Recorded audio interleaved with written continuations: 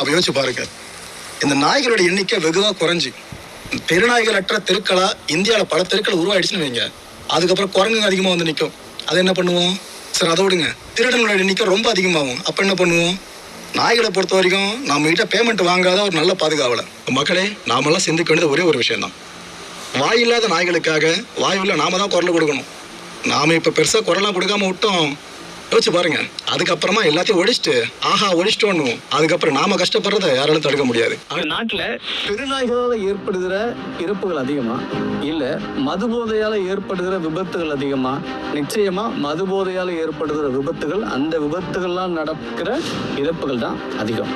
அதனால சரக்கு அடிச்சுட்டு இந்த குடியார பையன் போறான், அவனும் விழுந்து சாவுறான், மற்றவனையும் சாகடிச்சிடறான் அப்படின்னு சொல்லி இந்த குடியாரைகளை பூரா கொண்டு போய் நாட்டை விட்டு அப்புறப்படுத்துங்க, இல்லைன்னா காட்டுக்குள்ள கொண்டு விட்டுருங்க அப்படின்னு நீதிமன்றம் சொல்ல முடியுமா? சொல்லாது. சரி, இந்த காம வெறி பிடிச்சு போய் குழந்தைகளை ரேப் பண்றான், பெண்களை ரேப் பண்றான், ரேப் பண்ணி கொலையை செஞ்சான், இது அதிகமா இல்ல இந்த தெருநாய்களால நடக்கிற இறப்புகள் அதிகமா? நிச்சயமா காம வெறி பிடிச்சு போய் இந்த பொறுக்கிகள் பண்றாங்க இல்லையா, ரேப்பு, மர்டர், இதுதான் அதிகம். சரிப்பா, இந்த ஆம்பளைகளை சில பேர் பொண்ணுங்களை பூரா ரேப் பண்ணுறாங்க, குழந்தைகளை ரேப் பண்ணுறாங்க, அதனால் ஆம்பளைங்க மொத்தமாக கீழே பிடிச்சி அறுப்பு விட்டுருவோம் அப்படின்னு நீதிமன்றம் சொல்லுமா? சொல்லாது. சொன்னால் அது தப்பு. அப்புறம் என்ன வெங்காயத்துக்கு சில நாய்களால் ஏற்படுகிற ஆபத்தினால, சில நாய்கள் மக்களை கடிக்கிறதுனால மொத்த நாய்களையும் கொண்டு போய் அப்புறப்படுத்துங்க, காப்பகங்களை விட்டுருங்க, காட்டுக்குள்ள கொண்டு விடுங்க அப்படின்னு நீதிமன்றம் சொல்லணும். ஏன் சொல்லணும்னா, நீதிமன்றத்துக்கிட்ட எந்த ஒரு ஆதாரமும் இல்லை, எந்த ஒரு டேட்டாவும் இல்லாமல் இப்படி ஒரு உத்தரவை வழங்கியிருக்காங்க.